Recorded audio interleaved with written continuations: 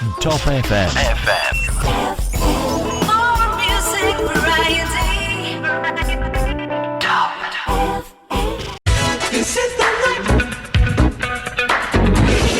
Ya, baik teman-teman, masih di 95.1 inspirasi kita semuanya dan masih di podcast Radio Talkshow untuk Top Mania. Masih bersama Universitas Peradaban Bumiayu, di mana untuk malam hari ini yaitu pembelajaran bahasa Indonesia yang inovatif bersama Ibu Ririn Setiorini MPD. Beliau adalah salah satu dosen pendidikan bahasa dan juga sastra Indonesia Universitas Peradaban Bumiayu. Dan jangan lupa untuk Top Mania, untuk siaran kami juga bisa diakses di live streaming kami, kemudian juga video streamingnya bisa diakses di Top FM 951 atau di channel YouTube dan juga di Facebook Top FM 951 Bumiayu. Ya, Bu Rini, ya makin menarik untuk malam ini. Ya, Bu Rini, sebenarnya untuk pembelajaran bahasa Indonesia yang inovatif itu seperti apa sih, Bu? Pembelajaran bahasa Indonesia yang inovatif itu yang tidak membosankan. Nah, yang jelas itu. Karena apa? Biar ujian nggak susah. Nah, kalau ujian itu nggak susah. Nah, karena apa? Yang namanya pembelajaran bahasa Indonesia itu kan, misal contoh, ada dalam karya sastra. Otomatis, bagaimana guru menyampaikan sebuah karya tersebut sehingga siswa itu mempunyai keinginan atau motivasi untuk membuat karya. Nah, begitu juga untuk yang bahasa, misal tata bahasa baku. Kita kenali dulu, kita berikan ini loh. Kalau misalnya kalian mempelajari tata bahasa baku yang benar, ya, kalian bisa tembus di koran, misal. Itu kan sudah memunculkan motivasi dulu untuk siswa. Nah, dari motivasi tersebut timbullah keinginan siswa untuk benar-benar mendalaminya. Nah, istilahnya kalau sekarang itu ya student center. Nah, ya kan, berpusat pada siswa. Nah, yang berpusat pada siswa ini bagaimana si guru itu memotivasi dulu untuk siswanya. Nah, dari sana kan otomatis siswa mau belajar. Kalau zaman dulu ceramah, kemudian siswa hanya mendengarkan berbasis teks, ya kan, teksnya panjang-panjang. Kalau dulu kan itu jadwalnya siang. Nah, udah ngantuk. Nah, iya, kemudian perubahan kalimat ini cuma kalau kalimat aktif menjadi kalimat tidak aktif, misal, atau kalimat pasif. Nah, itu kan harus dengan kalimat yang jelas.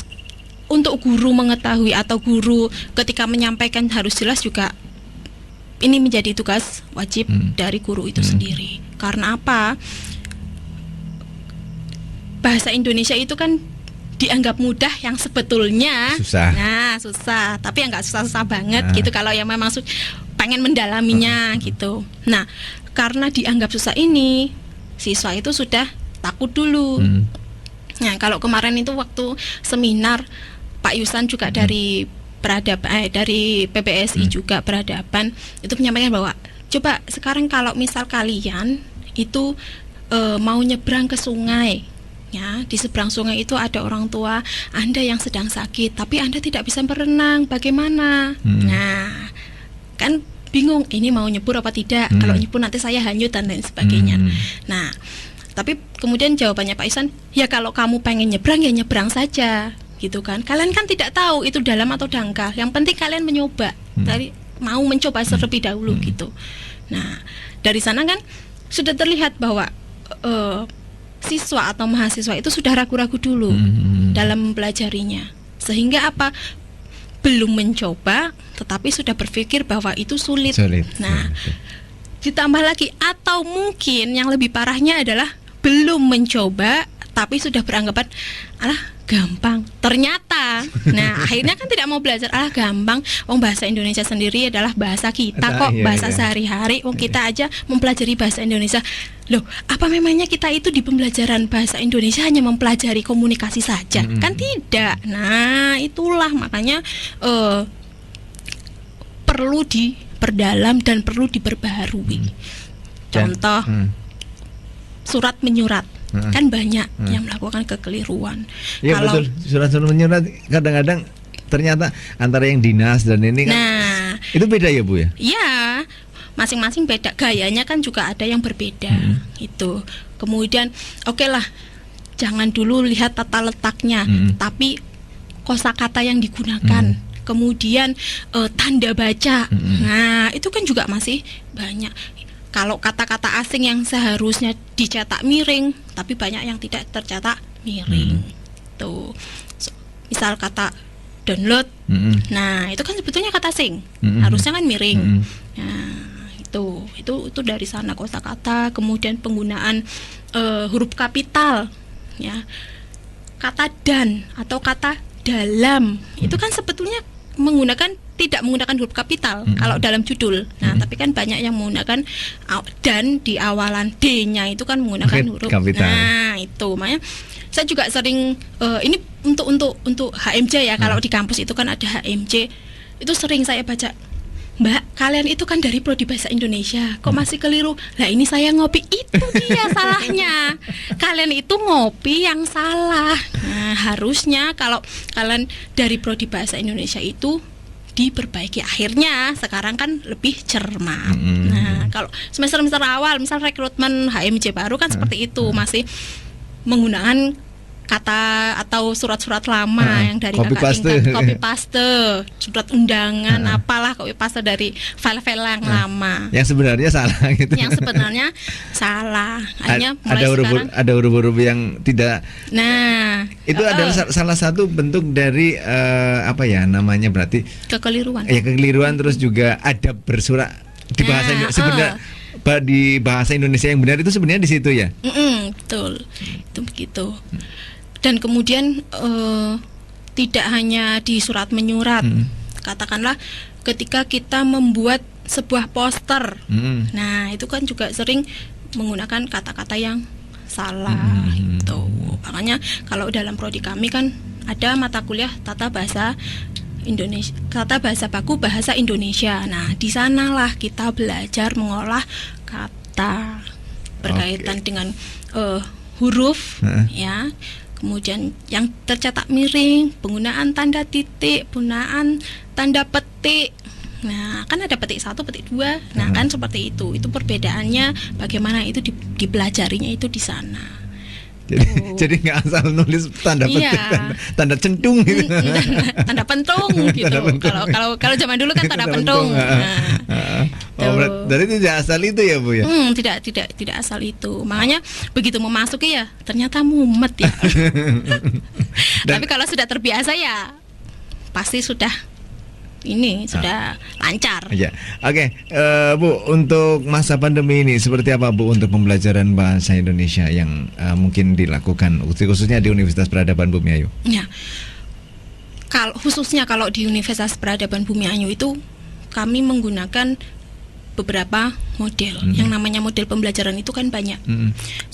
Model itu kan digunakan untuk mengatasi permasalahan-permasalahan. Nah, salah satunya kondisi seperti ini. Kondisi pandemi. Nah, yang mengharuskan siswa belajar di rumah dan guru bekerja dari rumah. Memang sulit sekali, terlebih dengan batasan-batasan misal kayak kuota. Kemudian bagi yang sudah punya momongan harus berebut handphone, apalagi kalau misalnya yang punya adik juga mahasiswa berebut dengan adiknya dan lain sebagainya, itu memang sulit.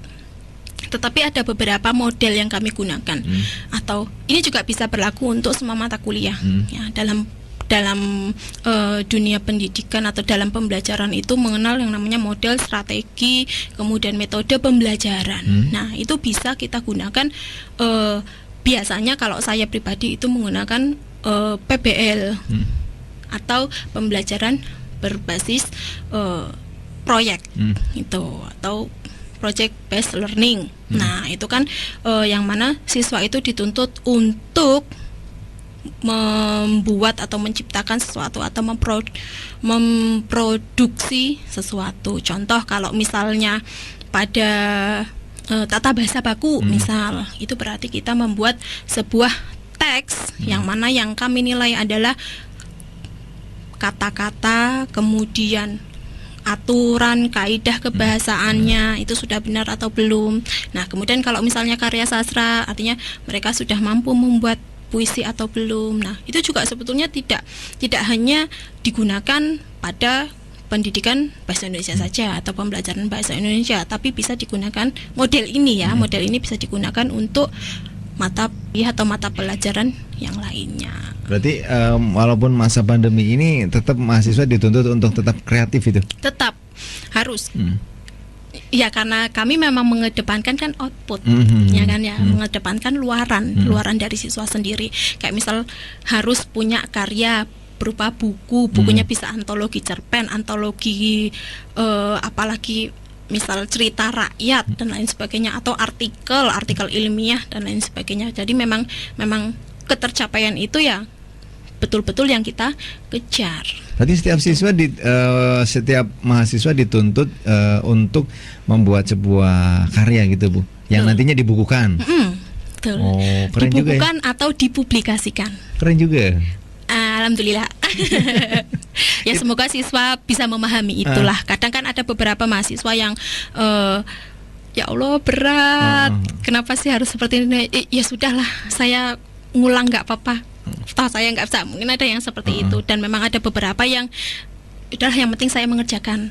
Nah, padahal harapan kami adalah itu dijadikan pengalaman, ya. Artinya yang namanya dunia kerja, mencari kerja itu kan sulit. Nah, jadi sebelum kita mendapatkan pekerjaan itu, kita tetap harus produktif. Nah, itu kan juga dalam rangka memperbanyak data di CV kita kan ya. Nah, memberikan nilai jual diri. Oh, ternyata ini si A karyanya banyak. Selama mencari kerja ternyata dia terus menulis. Nah, artinya kan kita bisa dinilai juga dari sana. Tapi kan kadang yang namanya mahasiswa ya sak bombongi. Dan itu karyanya harus original, Bu. Original. Harus original, tidak nggak boleh saya paste gitu. Nggak bisa. Itu kalau terlihatlah mana yang copy paste, mana yang betul dari diri itu terlihat lah. Pokoknya dari kata-kata, kemudian dari penulisan, model penulisannya. Kadang ada juga yang mungkin kepepet, asal copy paste, otomatis ketika nggak diedit spacingnya berbeda. Nah, ketika ditanya itu milik saya kok, Bu, serius, udah tahu.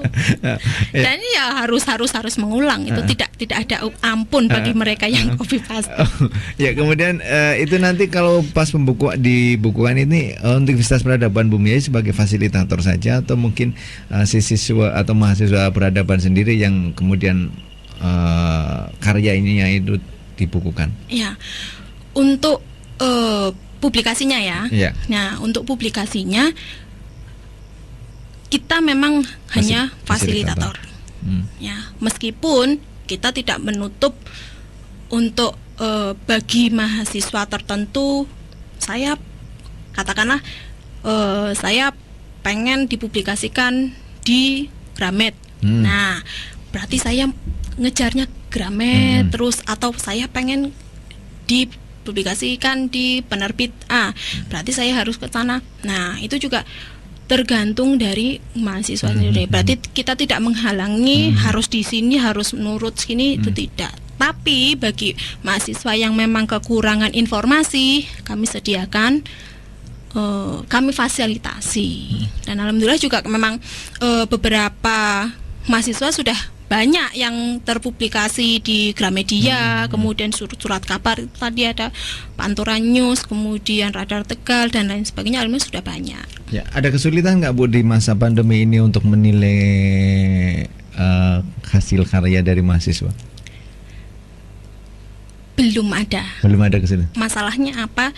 Ya, kita berpikir ini saja ya, semoga mahasiswa jujur gitu.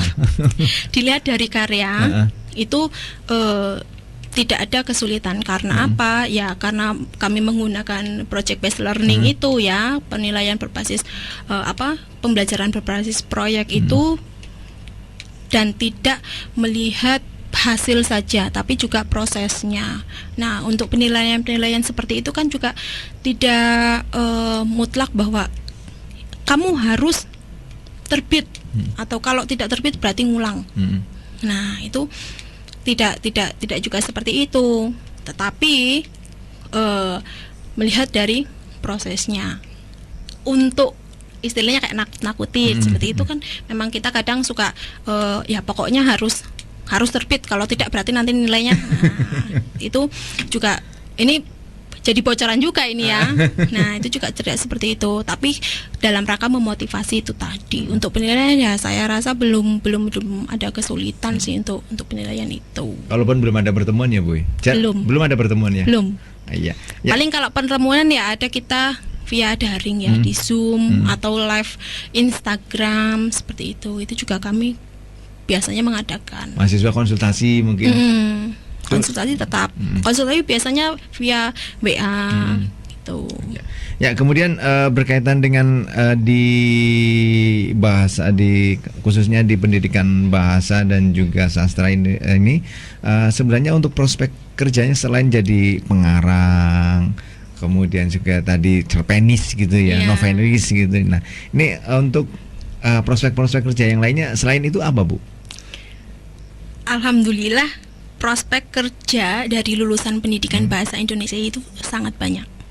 Ya, karena apa? Dapat dikatakan namanya bahasa Indonesia itu kan apa ya? Alat komunikasi ya. Ya, betul. Nah, artinya kita menguasai komunikasinya dulu. Nah, ketika kita menguasai komunikasi, kita punya keterampilan komunikasi atau keterampilan menulis yang baik, kita bisa masuk kemana saja. Jangankan untuk prodi pendidikan bahasa Indonesia, dari kesehatan saja sekarang bisa jadi pegawai bank. Nah, kan seperti itu.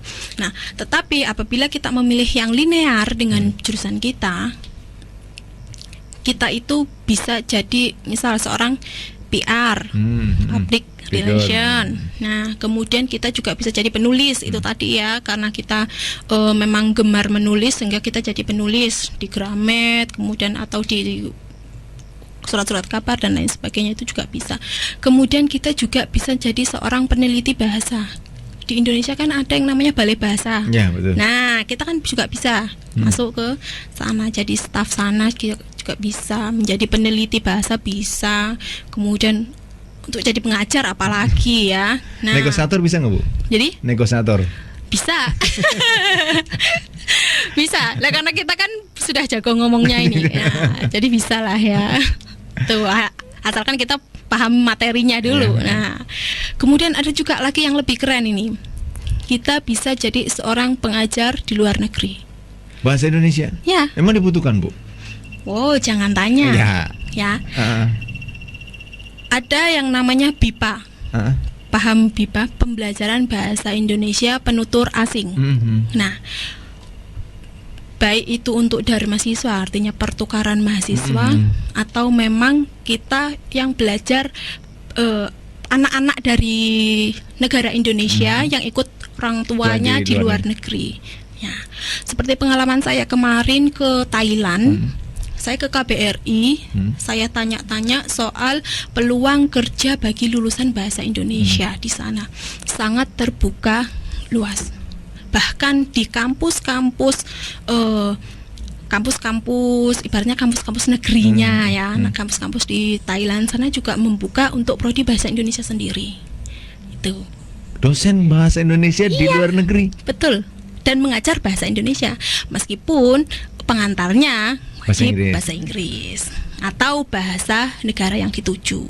Ya, kayak di sini misalkan bahasa Inggris dipelajari di sini, pengantarnya bahasa Indonesia. Ya. Di sana juga sama gitu. Sama seperti itu. Nah, bayangkan saja coba kalau Mas Bayu itu pernah baca berapa banyak pekerja asing ya, TKA. Nah, tenaga kerja asing yang masuk ke Indonesia. Otomatis mereka kan harus bisa menggunakan bahasa Indonesia. Banyak loh yang ratusan ribu bahkan. Nah, dari sana kan terlihat bahwa yang namanya bahasa Indonesia itu diminati. Nah, nanti saya baru tahu loh, Bu, bahwa ada dosen bahasa Indonesia di luar negeri. Oh, jangan salah. Kirain bahasa Bu Rini Sustiwarini ini dosen bahasa Indonesia hanya untuk orang Indonesia saja. Tidak. Di luar negeri Di luar ternyata. negeri juga. Bahkan di Indonesia khusus untuk kelas-kelas internasional ya, untuk kelas-kelas BIPA itu tadi banyak mahasiswanya. Itu. Jadi memang orang-orang luar negeri sana, orang Australia, kemudian orang Thailand, kemudian banyaklah pokoknya orang-orang luar negeri yang sengaja datang ke Indonesia dan memperdalam Bahasa Indonesia. bahasa Indonesia. Masuknya di prodi bahasa Indonesia itu banyak. Itu Ya. waktu zaman saya kuliah ada satu angkatan saya ada 10 adalah Dari luar negeri. dari luar negeri. Mahasiswa luar negeri. Iya, dari Thailand. Khusus mempelajari bahasa Indonesia. Bahasa Indonesia dan masuknya pun di kelas kami. Bukan artinya tidak dipisahkan ya. Iya. Waktu itu mungkin kalau sekarang sudah dipisah di kelas khusus untuk internasional. Tapi pada waktu itu masih kelasnya itu gabung untuk kelas-kelas reguler lah katakanlah itu. Dan mempelajarinya itu pembelajaran bahasa Indonesia. Keren nih, keren. Iya, betul. Kemudian waktu saya tanya ke teman saya yang ada di Thailand itu tadi, kamu kok bisa sih kuliah jauh-jauh ngambilnya bahasa Indonesia? Kenapa? Gitu kan. Nah, teman saya itu bilang, di sana itu kan banyak turis, apalagi Indonesia. Indonesia itu wisatawannya sangat banyak kan. Nah, wisatawan Indonesia yang pergi ke luar negeri banyak. Mereka itu bisa jadi tour guide. Tuh, selain jadi pengajar ya, bisa jadi tour guide. Kemudian bisa juga bekerja di kedutaan. Nah, teman saya ada juga yang asli Thailand tapi bekerja di kedutaan Indonesia. Otomatis kan ya kedutaan Indonesia, otomatis kesehariannya di kantor menggunakan bahasa Indonesia. Tuh. Oke, Bu. Luar Keren biasa. kan ya?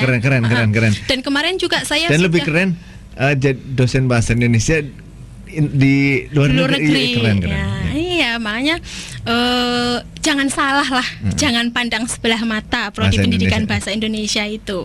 Ya, kalau mau memperdalam, mau benar-benar menguasai, ibaratnya menguasai, memperdalam ilmunya, kemudian mau sekolah rajin, insya Allah ada peluang mengajar di sana itu banyak sekali. Kemarin saya tanya, Pak, kan saya alhamdulillah bertemu langsung dengan kedubesnya di Thailand. Pak, ini kalau misalnya ada mahasiswa yang ingin magang di kedutaan, itu kira-kira sulit atau tidak? Nah, beliau menjawab, tidak, silakan. Kami terbuka untuk mahasiswa manapun yang mau magang di kedutaan. Keren. Jadi silakan buat suratnya saja, dikirim ke sana. Keren.